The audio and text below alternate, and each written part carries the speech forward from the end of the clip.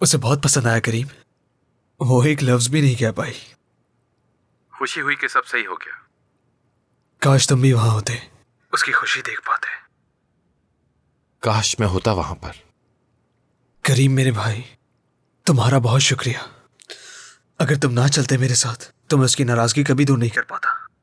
बासित, जरा मेरे पास आ सकते हो बेटा? चलो, बीजी अम्मा बुला रही हैं, बाद में बात करता हूँ। ठीक है, बाद में बात करते हैं।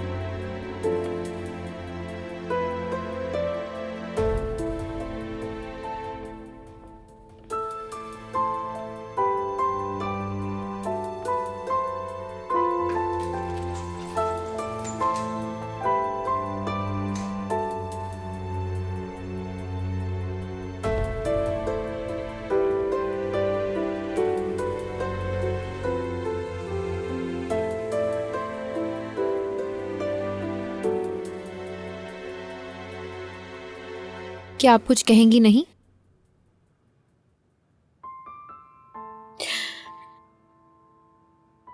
जो सवाल तुमने मुझसे पूछा है ना, ये मैं वाकई नहीं समझ पाई। क्या मतलब?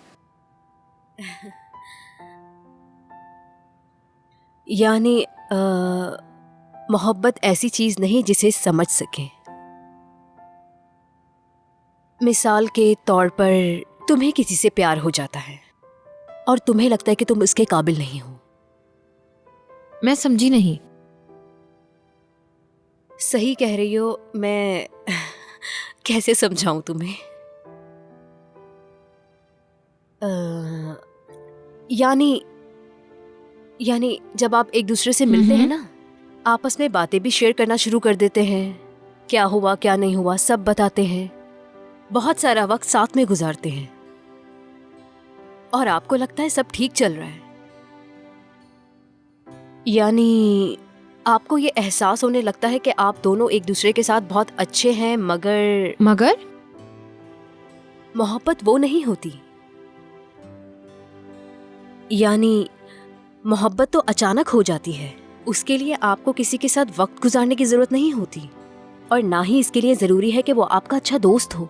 मोहब्बत तो बस एक एहसास है जो आपके दिल को छू जाता है और आपको पता ही नहीं चलता। और अगर ऐसा कुछ ना हो, मगर मैं फिर भी किसी से मोहब्बत करूं तो वही मोहब्बत है? हो सकता है, लेकिन इसमें कोई कमी होगी जरूर। यानी आप अपने आप को समझा लेते हैं कि सब कुछ ठीक है और वही चीज आपके अंदर एक खालीपन पैदा कर रहा होता है। वो आपका खालीपन किसी की तारीफ से पूरा नहीं हो सकता कभी, और वही खालीपन जिंदगी भर साथ रहता है, कभी पीछा नहीं छोड़ता।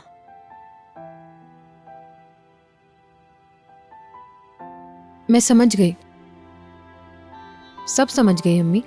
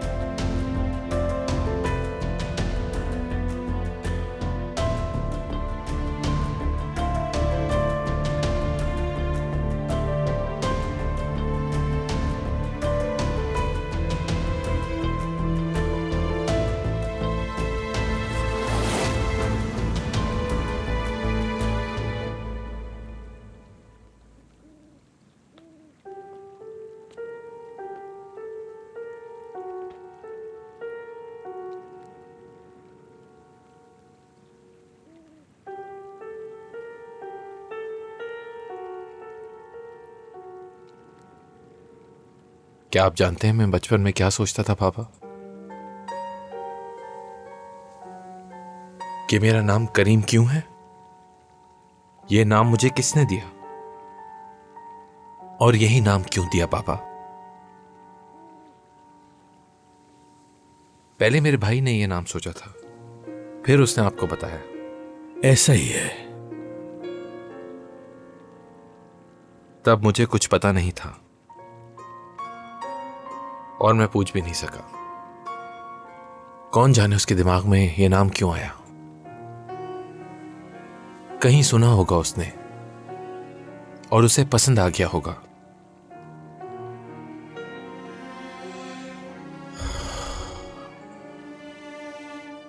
एक दिन खुद से कहा, कुछ भी हो, मैं अपने नाम का मतलब जान के रहूंगा, क्योंकि बताने वाला तो कोई नहीं है मुझे। मैं अकेला हूं। मैंने नाम का मतलब तलाश किया और जानते हैं क्या मिला?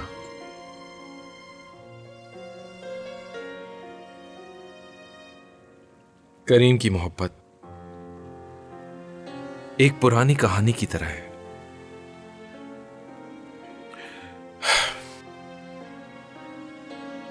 करीम ने एक दिन बेहद खूबसूरत लड़की को देखा था। उसका नाम था असले। करीम उसे भूल नहीं पाता और उसके बारे में सोचना बंद नहीं कर पाता। सांस नहीं ले पाता। वो चाहता है कि किसी भी तरह उसके साथ रहे, मगर वो नहीं रह पाता और जिंदगी गुजारना मुश्किल हो जाती है और अपने इश्क में जलने लगता है। करीम पूरी तरह जल जाता है और उसे किसी की परवाह नहीं रहती। करीम की जिंदगी तबाह हो गई।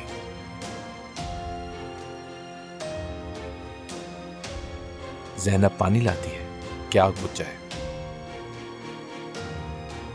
मगर नहीं बुझती।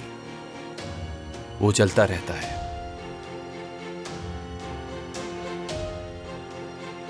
आखिर में राख बनकर उड़ जाता है करीम। क्या करूं मैं बाबा?